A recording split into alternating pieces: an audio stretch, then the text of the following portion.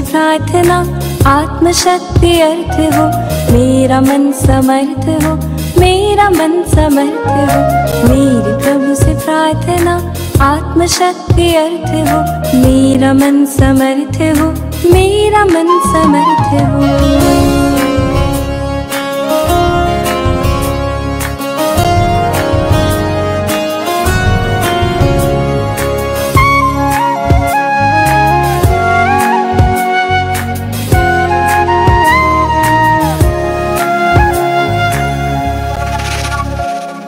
मेरा जो बुरा करे, जो मुझे न चाहता, मेरी बात को सदा जो द्वेष से नकारता, मेरे मन में उसके लिए साम्य भाव हो सदा, बैर और विरोध में पल्ला मेरा व्यर्थ हो।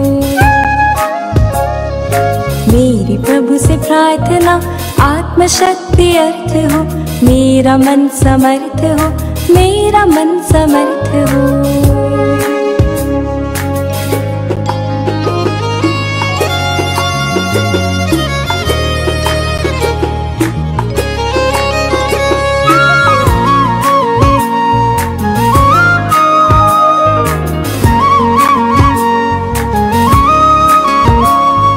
हम किसी के कार्य में कभी न विघ्न डाल दे, छूट छल फरेब से न उलझनों का जाल दे। दूसरों की उन्नति में मन की हो प्रसन्नता, प्रेम भावना की धार दृष्टि में तदर्थ हो। मेरी प्रभु से प्रार्थना आत्मशक्ति अर्थ हो, मेरा मन समर्थ हो, मेरा मन समर्थ हो।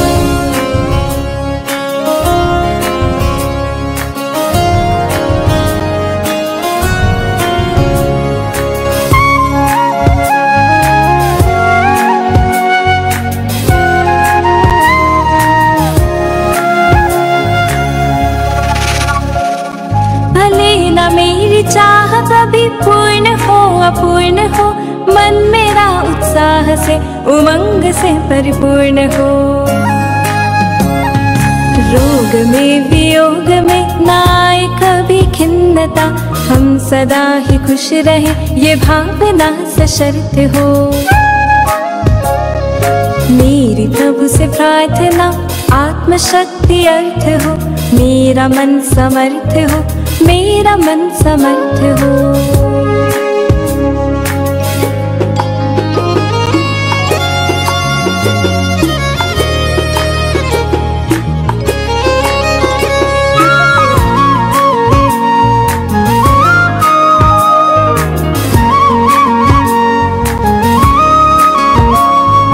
देश के उत्थान में, धर्म के प्रचार में, सत्य शांति मित्रता अहिंसा के प्रसार में,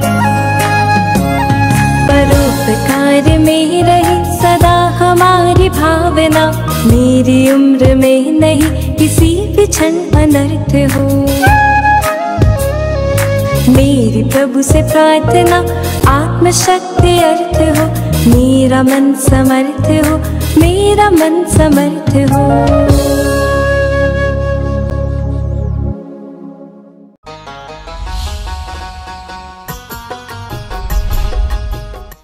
इस कार्यक्रम के पुण्यार्जक हैं प्रणम्य वाणी देवदूत। प्रणम्य गुरु की वाणी पहुँचे घर घर, सम्यक ज्ञान प्रभावना होवे घर घर। सभी प्रणम्य वाणी देवदूत के पुण्य की बहुत बहुत अनुमोदना। मात्र 12,000 रुपए वार्षिक सहयोग राशि प्रदान कर प्रणम्य वाणी देवदूत बने। अधिक जानकारी के लिए संपर्क करें।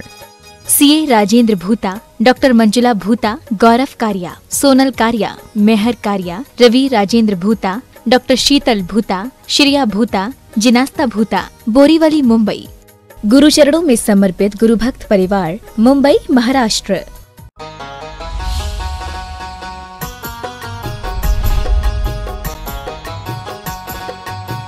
सिद्ध भगवंतों की भक्ति के साथ में यह प्रक्रिया प्रतिदिन भगवान के गुणगान करने के लिए आपके सामने आती है और भगवान के स्वरूप का ज्ञान करने के लिए जो सिद्ध भगवान हमसे बहुत दूर हैं, अमूर्त हैं, उनके विषय में भी अपने श्रुत ज्ञान से कुछ जानने के लिए हमें आचार्यों ने बहुत कुछ लिख कर के दिया है। उसी को हम पढ़ कर के उनके भावों को समझते हुए उन सिद्ध भगवंतों की भक्ति भी कर पा रहे हैं और उनके स्वरूप का ज्ञान भी समझ पा रहे हैं।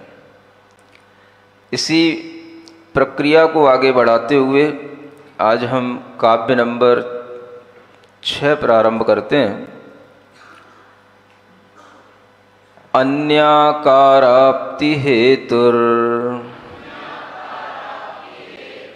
न च भवति परो येन तेनाल्पहीनः प्रागात्मोपात्तदेह प्रतिकृतिरुचिराकार एव हि अमूर्तः क्षुत्तृष्णाश्वासकाश ज्वरमरणजरानिष्टयोगप्रमोह व्यापत्यादुग्रदुःख प्रभवभवहते कोस्य सौख्यस्य माता।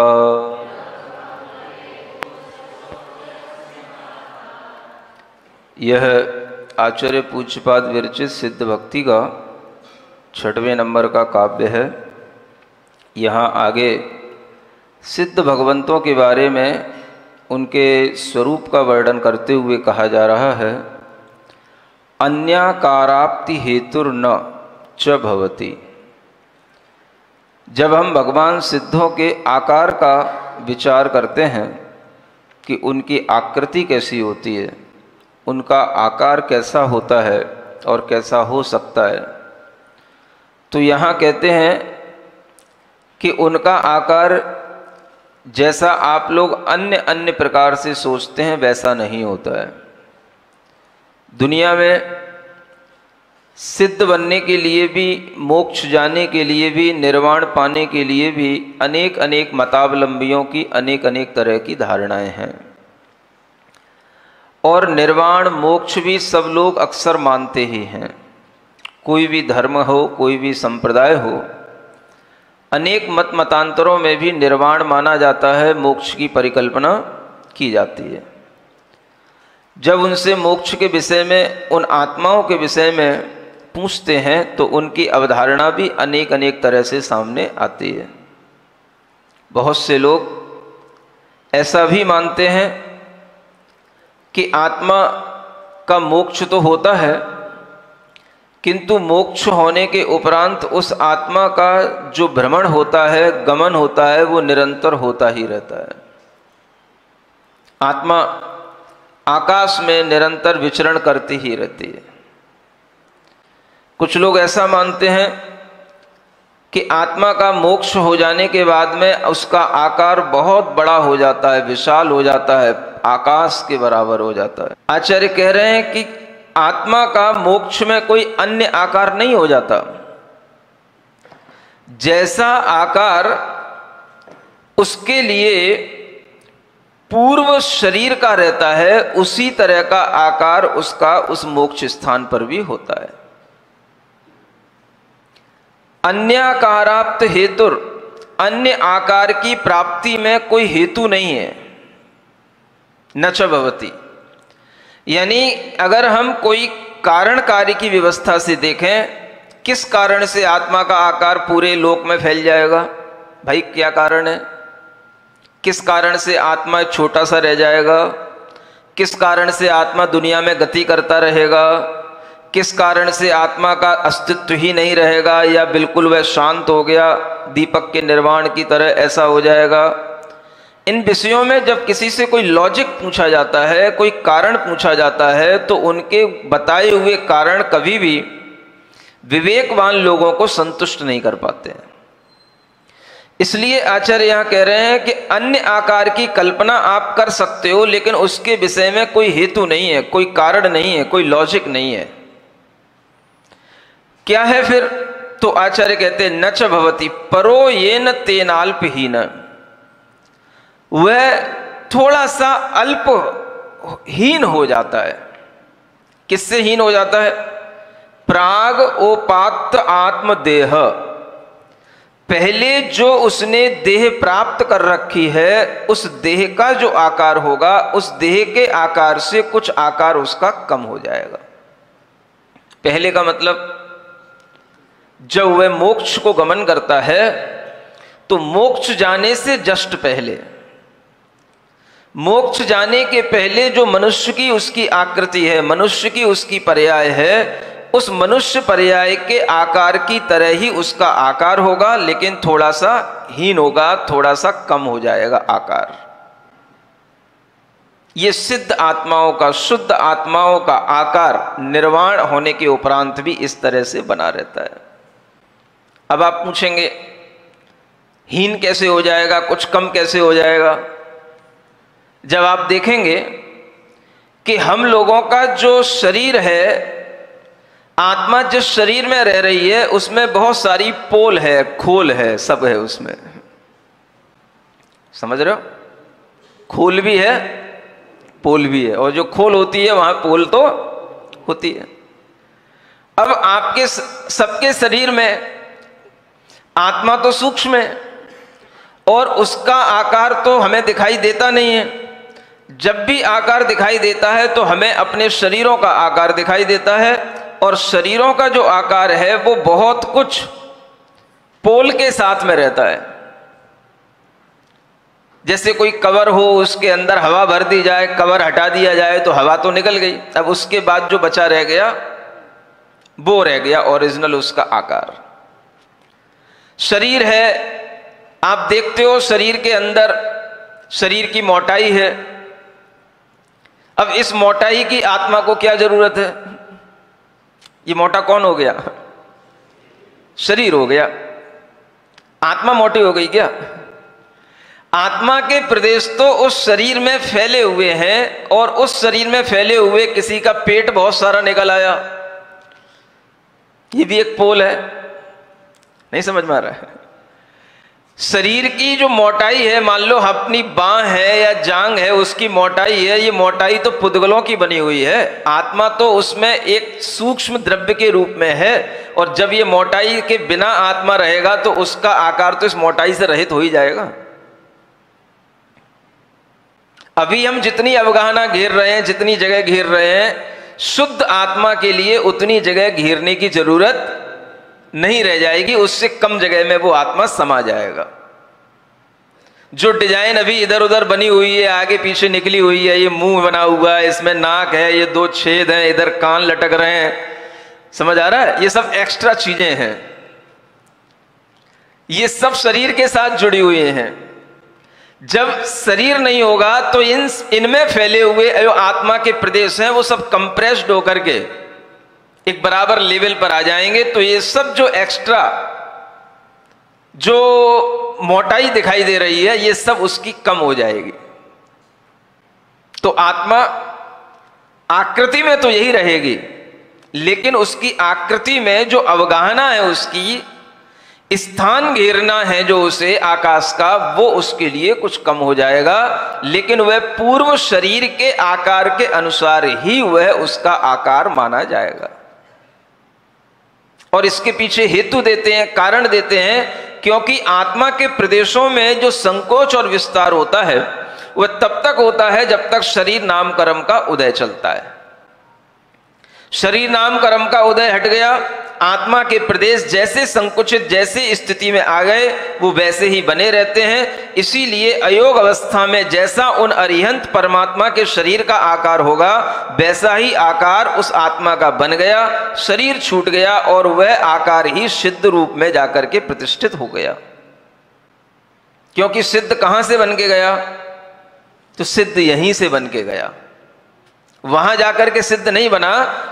आकार कहां बना? तो आकार भी यहीं बना, वहां जाकर के कोई शेप नहीं बनेगी, वहां कुछ चेंजेस नहीं होगा, वहां तो वही होगा जो यहां से लेकर के गया, और यहां से लेकर के जाने में जो उसको टाइम लगा वो कल आपको बताया था, एक समय मात्र में वो वहां पहुंच गया। आकृति उस आत्मा की कहां से बनी? तो यहां जितनी साइज के वो अरहंत होंगे उस साइज की वो आकृति बनेगी। 500 धनुष की अवगाहना वाले होंगे, उससे भी बढ़कर के 525 धनुष की मैक्सिमम जो है वो हाइट होती है, अवगाहना हो सकती है, जैसे बाहुबली भगवान की थी। ये अधिक से अधिक अवगाहना वाले जीव होंगे, और कम से कम भी होंगे तो वो कम से कम वो 3.5 हाथ के वो कम से कम अवगाहना वाले होंगे। इस तरह की अवगाहना के साथ में भी वह भगवान की आकृति बनी रहती है, और वह आकृति जैसी बन गई वैसी की वैसी हमेशा अनंत काल के लिए बनी रहेगी। उस आकृति में कोई भी परिवर्तन नहीं होता है, और यह परिवर्तन नहीं होने के पीछे कारण क्या है कि अब उनके लिए किसी कर्म का उदय नहीं होने से कोई संकोच विस्तार उनके स्वभाव में अब नहीं होगा। ये लॉजिक है। पहले जो आत्मा छोटा बड़ा बनता था, छोटे बड़े शरीर को धारण करता था, उसके पीछे कारण क्या था? तो शरीर नाम कर्म का उदय।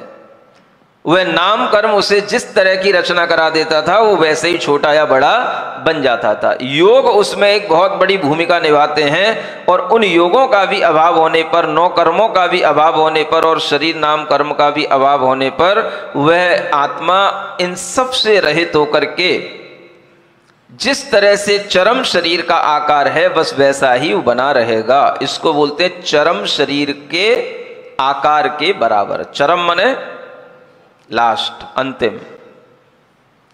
अंतिम जन्म का अंतिम शरीर जिस आकृति में होगा वही आकृति उन सिद्ध भगवान की बन जाती है। अब कोई भगवान खड़े हुए मोक्ष जाते हैं, कोई भगवान अंत समय में बैठे हुए मोक्ष जाते हैं। तो जब बैठे होंगे तो उनकी आत्मा के शरीर की आकृति इस तरह की होगी, जब खड़े होंगे तो उनके शरीर की आकृति वह कायस्चर के उस पोस्चर में होगी। जब वो सिद्ध बन जाएंगे तो सिद्ध बनने के बावजूद भी उनकी आत्मा की आकृति फिर कैसी रहेगी? अगर खड़े होकर के मोक्ष गए हैं तो खड़े होकर के ही वो मोक्ष में हमेशा दिखाई देंगे, और बैठ करके मोक्ष गए हैं तो बैठे बैठे ही वो वहां पर हमेशा दिखाई देंगे। शरीर अंत में जिस तरह की अवस्था में होगा, जिस तरह के पोस्चर में होगा, उसी तरह की आकृति सिद्ध भगवान की बन जाती है। बस एरिया थोड़ा सा न्यून हो जाता है, कम हो जाता है। समझ पा रहे हैं? जब भगवान की आकृति बनती है तो आप समझ सकते हो कितने ही तीर्थंकर ऐसे भी हैं जो खड़े होकर के मोक्ष गए हैं, और कितने ही तीर्थंकर ऐसे भी हैं जो बैठ करके मोक्ष गए हैं। जानते हो भगवान के बारे में? है? बताओ भगवान कौन कौन से बैठ करके मोक्ष गए हैं? पता है आप लोगों को? रोजाना भगवान की पूजा करते हो, सिद्ध भगवान की आराधना करते हो। हम कोई कोई तीर्थंकरों को देखें तो बैठा हुआ भी सिद्ध शिला पर बैठे होंगे, वो सिद्ध लोक में हुए बैठी पोस्चर में होंगे। कौन कौन से भगवान है वो? सबसे पहले तीर्थंकर, हाँ, और हाँ, सबसे पहले तीर्थंकर आदिनाथ भगवान वह बैठे बैठे ही मोक्ष गए हैं। समझ में आ रहा है? समौसरण विघटित हो जाता है, उसके बाद में भी उनकी दोनों अवस्थाएं हो सकती हैं। कोई बैठे हुए भी हो सकते हैं, कोई खड़े हुए भी हो सकते हैं, और अंतिम क्षणों में आदिनाथ भगवान बैठे हुए ही मोक्ष गए, और अंतिम तीर्थंकर वर्धमान भगवान खड़े खड़े मोक्ष गए। केवल 3 तीर्थंकर ऐसे हुए जो बैठे बैठे मोक्ष गए हैं। बाकी के सब तीर्थंकर खड़े खड़े कायुस्वर्ग अवस्था में ही मोक्ष को प्राप्त हुए हैं। पहले तीर्थंकर आदिनाथ भगवान, 12वें तीर्थंकर वासुपूज्य भगवान, वो भी बैठे बैठे मोक्ष गए हैं, है ना। और 22वें तीर्थंकर नेमिनाथ भगवान, ये 3 तीर्थंकर बैठे बैठे मोक्ष गए हैं और बाकी के सब तीर्थंकर खड़े हुए मोक्ष गए हैं। अन्य जीवों के मोक्ष जाने के लिए कोई भी तरीके का वह इन्हीं 2 में से कोई ना कोई उनकी आकृति होगी, क्योंकि मोक्ष जाने से पहले की आकृति 2 ही बताई जाती है, तीसरी नहीं है। वह किसी ना किसी तरह का मान लो उपसर्ग भी हो जाए, किसी ना किसी तरह से किसी को कुछ भी कर दिया जाए, लेकिन केवल ज्ञान होने के बाद में वो आकृति या तो बैठी रहेगी या खड़ी रहेगी, 2 ही आकृति होंगी और वह उसको मोक्ष हो जाएगा। समझ आ रहा है? ऐसे ऐसे भी जीव होते हैं जिन्हें कहीं से गिरा दिया जाता है, पटक दिया जाता है, अग्नि में डाल दिया जाता है, समुद्र में फेंक दिया जाता है, और उसी अवस्था में मान लो उल्टी अवस्था में उनको ऊपर से कहीं से गिरा दिया गया, और वो इतने एकाग्र चित्त रहते हैं कि वो उसी अवस्था में ध्यान कर लेते हैं और उसी अवस्था में उन्हें केवल ज्ञान भी हो जाता है। अब आप कहोगे कि किसी को अगर ऊपर से पटका गया है तो उसका सिर नीचे होगा, पैर ऊपर होंगे, और उसी अवस्था में उसे केवल ज्ञान होकर के मोक्ष हुआ है तो फिर उसके पैर ऊपर दिखाई देंगे, सिर नीचे होना चाहिए। नहीं समझ आ रहा है? तर्क तो लगाया जा सकता है ना। तो ऐसा नहीं होगा। क्यों नहीं होगा? क्योंकि केवल ज्ञान जब होगा तो केवल ज्ञान जैसे ही होगा वो सीधा हो जाएगा शरीर।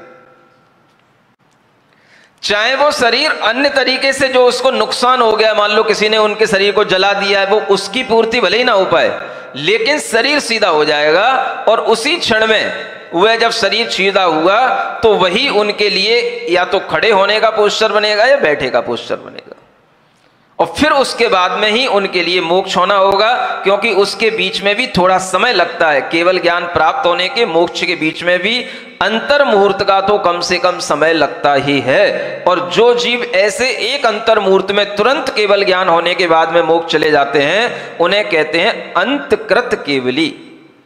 क्या बोलते हैं? अंतकृत केवली, अंतःकृत केवली भी कहा जाता है। एक अंतर मुहूर्त में वह मोक्ष को प्राप्त हो गए। इसलिए जब भी कभी आपसे ध्यान करने को कहा जाता है तो आपसे कहा जाता है ध्यान करने के लिए 2 ही तरह की अवस्थाएं हैं, या तो बैठ करके या खड़े होकर के। और जब बैठ करके करना है तो आपको किसी भी तरह का अर्ध पद्मासन हो सकता है, पूरा पद्मासन हो सकता है, सुखासन हो सकता है, ये कोई भी अवस्था हो सकती है। बैठ करके आपको ध्यान करने का एक आसन है, और खड़े होकर के ध्यान करने का अपने दोनों हाथों को लंबा लटका करके ये कायोत्सर्ग आसन है। अपने ध्यान करने के लिए 2 ही तरह के तीर्थंकरों की ये अवस्थाएं अपने को प्राप्त होती हैं, और अरहम ध्यान योग में इन्हीं 2 तरह के पोस्चर का उपयोग किया जाता है। इसलिए अरहम ध्यान योग पूरा जो जैन ट्रेडिशन है उसी के अनुसार पूरा इसकी फिलॉसफी बनी है, और उसी के अनुसार ये पूरा धर्म ध्यान चलता है। तो आपको 2 स्थितियों में बैठना आना चाहिए, तब आप ध्यान कर पाओगे।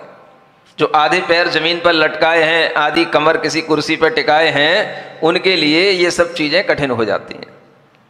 योग तो कर सकते हैं, वो बैठे बैठे ध्यान भी करने की कोशिश करेंगे, लेकिन उस ध्यान से उनके लिए वो उपलब्धियां नहीं होंगी जो आपको पद्मासन बैठने से और कायोत्सर्ग बैठने से होंगी, या कायोत्सर्ग में खड़े होने से होंगी।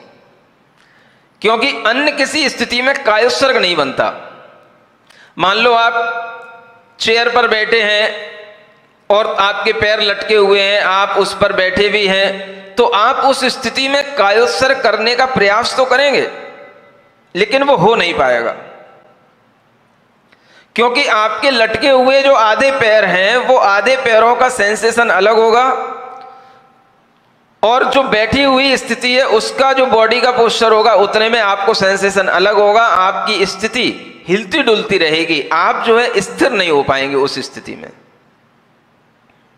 स्थिरता आती है उन आसनों से जिनको हम सिद्ध कर लेते हैं, और वह सिद्ध आसन भी वही होते हैं जिनमें हम बहुत देर तक रुक सकते हैं। तो बहुत देर तक रुकने का, बैठने का कार्य जो होता है वो या तो बैठा रहना संभव है या खड़े रहना संभव है।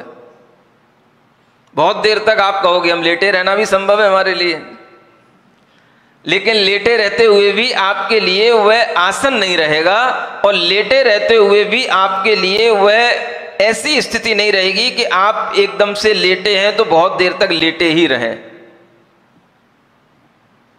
आपके लिए उस समय पर भी कठिनाई होगी। शरीर का जैसे जैसे आपसे संबंध छूटेगा आपके लिए निद्रा आने लग जाएगी। लेटने वाले आसन में निद्रा आ सकती है, लेकिन बैठने और खड़े होने वाले आसन में आप निद्रा को जीत सकते हो। इसलिए निद्रा जीते बिना ध्यान नहीं होता, और निद्रा को जीतने के लिए यही दो आसन बचते हैं। भले ही वैदिक दर्शन में हिंदुओं के यहां पर 80-84 प्रकार के आसन बताए जाते हैं, लेकिन ध्यान जिन आसनों में लगता है वो दो ही आसन हैं, या तो पद्मासन या खड्गासन। और इन्हीं दो आसनों के माध्यम से केवल ज्ञान की प्राप्ति होती है। और केवल ज्ञान होने के बाद में कोई भी आत्मा किसी भी तरह के आसन में हो, वह इसी आसन में आ जाएगा, इसी स्थिति में आ जाएगा।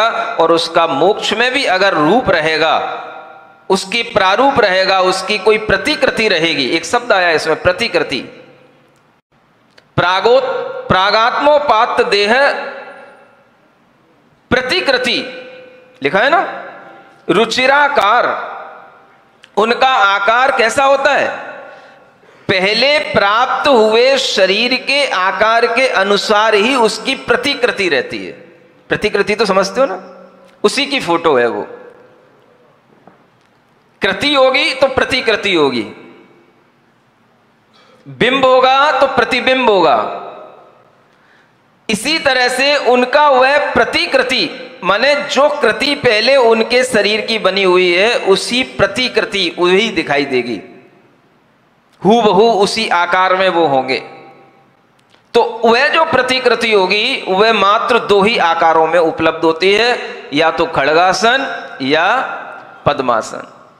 श्वेतांबर परंपरा में कहा जाता है कि भगवान महावीर स्वामी को केवल ज्ञान एक दूसरे आसन में हुआ, जब वो गोदुह आसन कहलाता है उसको। गाय धोते ना ऐसे, मतलब थोड़े से घुटने के बल बैठ करके, है ना, गाय धोते हैं, तो ऐसे आसन में भगवान बैठे थे, ऐसा वो बताते हैं, उनके शास्त्र में ऐसा लिखा है। जो भी है, जानना तो सब चीजें चाहिए। अब वो गोदुह आसन में केवल ज्ञान उनको हो गया, चलो मान भी लिया हो गया, लेकिन गोदुह आसन में केवल ज्ञान होने के बाद में वो हमेशा उसी आसन में नहीं बैठे रहेंगे। मोक्ष जब भी होगा तो उन्हें पद्मासन में या कायोत्सर्ग आसन में ही होगा। ये मोक्ष की व्यवस्था है।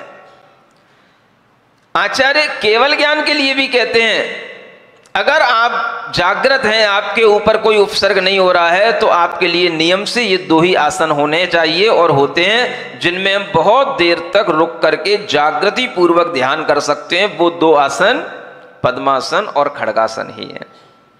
इसलिए आसन सिद्धि होना जरूरी है। जो ध्यान की सिद्धि करना चाहते हैं उन्हें आसन सिद्धि पहले करनी होती है। ये आसन सिद्धि के बिना ध्यान सिद्धि नहीं होती। आचार्य महाराज के लिए आपको बताएं, उन्हें बहुत अच्छे से आसन सिद्धि है। अभी जब कुंडलपुर में जब आचार्य महाराज के दर्शन किए, उनके पास बैठते थे तो भले ही वो बहुत अस्वस्थ दिखाई देते थे, और उनके लिए सेवा करते थे, भैया वृत्ति भी करवा लेते थे, लेकिन वह कहते थे, दिन भर मैं कितना ही अस्वस्थ क्यों ना दिखाई दूं, कितना ही अस्वस्थ क्यों ना रहूं, लेकिन सामायिक के टाइम पर मैं सुबह 3 बजे जो आसन लगा करके बैठ जाता हूं, सुबह 6 बजे तक मेरा वो आसन लगा रहता है। इतनी आसन सिद्धि है उन्हें। आसन सिद्धि से ही ध्यान सिद्धि होती है। और वह खुद कहते हैं आचार्य गुरुदेव कि आसन अगर सिद्ध है आपको, तो उस आसन में फिर आप लंबे समय तक बैठे रहोगे, आपको किसी भी तरह की पीड़ा नहीं होगी, और आपका मन ध्यान में लग जाएगा। तो आचार्य गुरुदेव कितना भी अस्वस्थ क्यों ना हो, वो सामायिक करते हैं, और अगर उनने आसन लगा लिया तो उनके उस आसन से 1 घंटे 2 घंटे की सामायिक वो आराम से कितनी भी अस्वस्थ अवस्था में कर जाते हैं। ये उनकी विशेषता है। समझ पा रहे हो? किससे? कौन से आसन? जो रामदेव बाबा आसन लगवाते हैं वो आसन अलग है, और जो अपने आचार्य गुरुदेव लगवाते आसन वो आसन अलग है। समझ आ रहा है? रामदेव भी यही कहते हैं, आसन अगर आपको समझना है तो आसन का मतलब ही होता है स्थिरता लाना, शरीर में स्थिरता लाना। आपने बहुत जल्दी जल्दी 10 तरह के आसन लगा लिए, वो आसन आपके लिए थोड़ी फ्लेक्सिबिलिटी में बॉडी में काम आ सकते हैं, लेकिन उससे ध्यान में कोई आपको मतलब आनंद नहीं आएगा, या ध्यान के लिए वो सहायक नहीं होंगे। वो जैसे मान लो वो ये सूर्य नमस्कार आसन लगता है, जल्दी जल्दी उन्होंने सब तरह के स्टेप कर लिए, जो 12-13 स्टेप होते हैं वो सब उन्होंने कर लिए, तो आप कर तो लोगे, लेकिन आसन वही कहलाता है जिसमें आप कुछ देर तक स्थिर रहे। अगर आपका शरीर स्थिर होगा तो मन स्थिर होगा। आप देख लो, आप कहते हो मेरा मन स्थिर नहीं रहता, बैठते ही हमारा मन कहीं भी घूम जाता है, इसका मतलब है कि आपका शरीर भी स्थिर नहीं है। जो व्यक्ति शरीर स्थिर करना जानेगा वो व्यक्ति श्वास को स्थिर करना जानेगा, और जो श्वास को स्थिर करते हुए जान लेगा, उसको स्थिर कर लेगा, उसका मन तीसरी जगह कहीं जा ही नहीं सकता है। जिसने अपनी श्वास को, श्वासोच्छ्वास को कंट्रोल कर लिया, उसने अपने मन को भी कंट्रोल कर लिया, क्योंकि हमारी श्वासोच्छ्वास भी एक प्राण है, और वो प्राण हमारे मन के अनुसार चलता है। मन और श्वासोच्छ्वास एक दूसरे के साथ चलते हैं। मन को स्थिर करने का इसलिए एक तरीका यही होता है कि आप जब कायोत्सर्ग करें तो अपने श्वासोच्छ्वास पर ध्यान देते हुए कायोत्सर्ग किया जाता है। ये कायोत्सर्ग का भी जो सही तरीका होता है, 27 श्वासोच्छ्वास को गिनना। जो श्वास एक लेते हैं, एक छोड़ते हैं, उसे एक काउंट किया जाता है। खींचना भी नहीं और फेंकना भी नहीं। कायोत्सर्ग करते हुए आपको कुछ नहीं करना, ना कपालभाति करना, ना कुछ अनुलोम विलोम करना। कायोत्सर्ग में सहज जो श्वास चल रही है, आप सिर्फ उसको काउंट करें।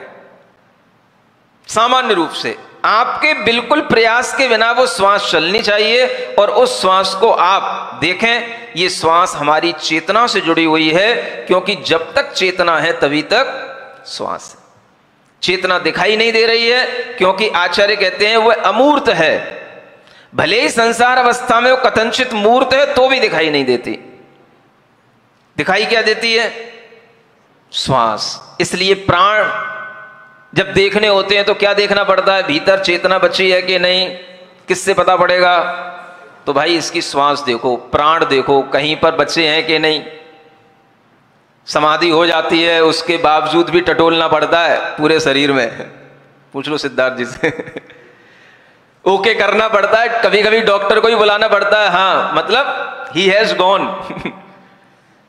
मतलब जब डॉक्टर कह देगा तब वो कंफर्म होता है, नहीं तो कई बार गड़बड़ हो जाती है। नाक से श्वास नहीं समझ में आती है चल रही है कि नहीं चल रही है। कई बार श्वास यहां अटक जाती है, कई बार श्वास पैरों में अटक जाती है, हाँ छाती में अटक जाती है। फिर थोड़ा सा हिलाओ डुलाओ, फिर थोड़ा सा उसको कुछ वहां पे तलवों पे घिसो, थोड़ी सी गर्मी आ जाए तो फिर उसमें जान सी आ जाती है, फिर बोलने हिलने लग जाता है। बाबा जी देखो, कई बार देखने लग जाता है, ऐसा लगा तो चला गया पूरा बाबा जी। तो नई कोई चेतना नहीं आ गई, नया कोई जन्म नहीं हो गया। वो जो अटक जाती है श्वास, कभी कभी लोग उसको समझ नहीं पाते, कभी कभी डॉक्टर भी धोखा खा जाते हैं इसमें। तो पल्स के माध्यम से वो देखी जाती है, और वो पल्स कई जगह चलती है। समझ रहे हो ना? श्वास भी बिल्कुल बंद हो जाए, छाती भी बिल्कुल हिलना डुलना बंद हो जाए, यहां पर भी स्टेथोस्कोप लगा दो, कुछ समझ ना आए कई बार तो, और फिर भी उसके पल्स चलेंगी। कहां चलेंगी? तो पल्स या तो उसकी हाथ में चलती है या पैर में चलती है, और कहीं पर भी अगर पल्स चलती हुई मिल गई तो समझ लो अभी इसमें जान है। थोड़ा सा उसके लिए कुछ रगड़ दो और कुछ उसको चेतना में लाने की कोशिश करो, तो श्वास जैसे ही उसकी आई, चेतना आ गई। चेतना का संबंध किससे जुड़ा है? श्वास से जुड़ा है। हमें अपनी चेतना को समझने के लिए इसलिए श्वास के निकट आना पड़ता है, फिर हम अपनी उसी से चैतन्य प्राण की ओर जाते हैं, और उसी के माध्यम से फिर हम अपने मन को स्थिर कर पाते हैं। इसलिए हर किसी को अगर ध्यान में अपने मन को स्थिर करने का भाव करना है, तो आचार्य कहते हैं पहले अपने शरीर को स्थिर बनाओ। आसन सिद्धि के बिना ध्यान सिद्धि नहीं, और ध्यान सिद्धि मन की स्थिरता के बिना नहीं, और मन की स्थिरता आसन की सिद्धि के बिना होती नहीं। ऐसे ध्यान को जब केवल ज्ञान के माध्यम से और आगे बढ़ा लिया जाता है, तो वह शुक्ल ध्यान, अंत के 2 शुक्ल ध्यानों में भी वो ध्यान जाकर के मोक्ष का कारण बन जाता है, और आकृति उसकी जो रहती है वो वही रहती है जो पूर्व शरीर की आकृति होती है।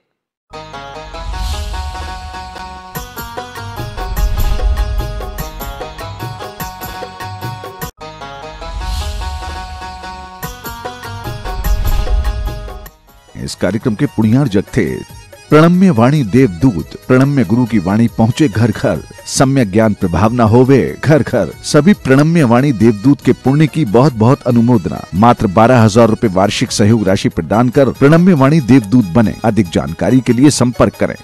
सीए राजेंद्र भूता, डॉक्टर मंजुला भूता, गौरव कारिया, सोनल कारिया, मेहर कारिया, रवि राजेंद्र भूता, डॉक्टर शीतल भूता, श्रेया भूता, जिनास्ता भूता, बोरीवली, मुंबई।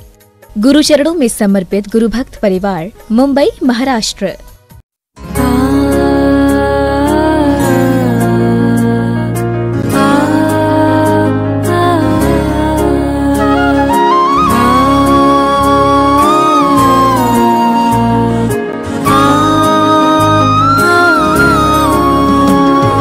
मेरे प्रभु से प्रार्थना, आत्मशक्ति अर्थ हो, मेरा मन समर्थ हो, मेरा मन समर्थ हो। मेरे प्रभु से प्रार्थना, आत्मशक्ति अर्थ हो, मेरा मन समर्थ हो, मेरा मन समर्थ हो।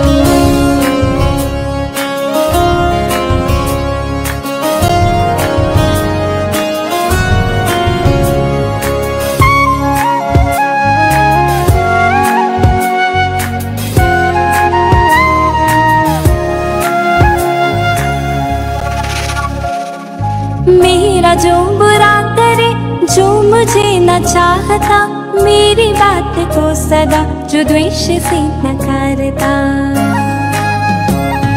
मेरे मन में उसके लिए साम्य भाव हो सदा। बैर और विरोध में पल्ला मेरा व्यर्थ हो।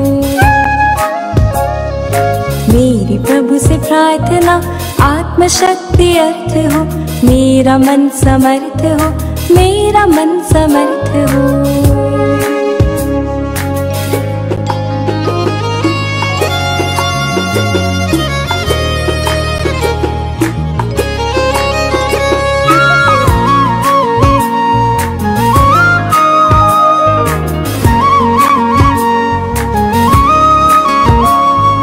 हम किसी के कार्य में कभी न विघ्न डाल दे, छूट छल फरेब से न उलझनों का जाल दे। दूसरों की उन्नति में मन की हो प्रसन्नता, प्रेम भावना की धार दृष्टि में तदर्थ हो। मेरी प्रभु से प्रार्थना, आत्मशक्ति अर्थ हो, मेरा मन समर्थ हो, मेरा मन समर्थ हो।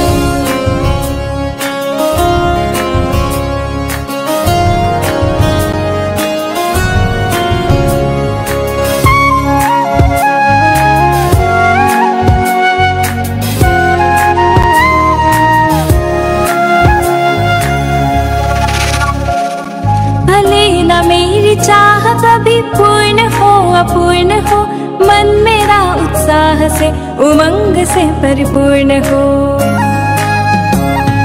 रोग में वियोग में ना आए कभी खिन्नता, हम सदा ही खुश रहे ये भावना सशर्त हो।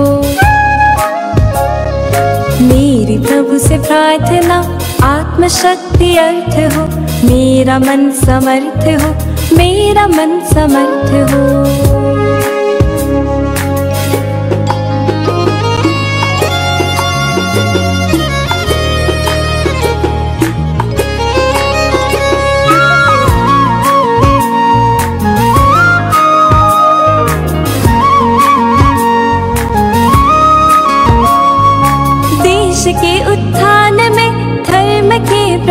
संसार में, सत्य शांति मित्रता अहिंसा के प्रसार में।